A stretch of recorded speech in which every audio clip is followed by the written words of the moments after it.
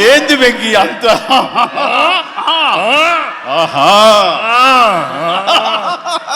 అయితే వెంకితో నేను cinema shooting చేస్తున్నట్లు లేదు.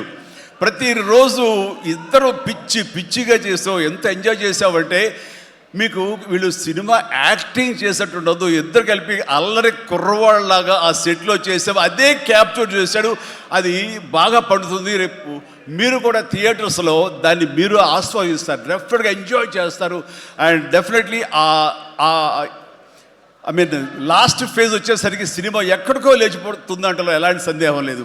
అండ్ ఆ రకంగా ఈ సినిమాకి తన వంతు పార్ట్గా, తన వంతు బాధ్యతగా తను ఒప్పుకున్నందుకు, మేము అడిగినందుకు తను ఒప్పుకున్నందుకు, ఈ సినిమాకి పూర్తి స్థాయి న్యాయం చేసి ఈ సినిమా మరో లెవెల్కి చేరుకోవడానికి దోహదపడిన వెంకటేష్కి మనస్ఫూర్తిగా సభాముఖంగా నా ధన్యవాదాలు చెప్తాను. ఏంది వెంకీ అంత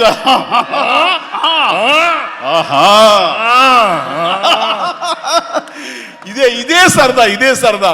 అండ్ నేను చాలా చెప్పను, కానీ సినిమా చూస్తే కనుక నేను ఎంత చెప్పినా సరే తక్కువే అవుతుంది. మీరు ఎంత ఊహించుకున్నా సరే అది తక్కువే అవుతుంది. సినిమా చూడండి. మేము చేసినటువంటి 18 రోజులు అనుకుంటా చేశారు వెంకీ.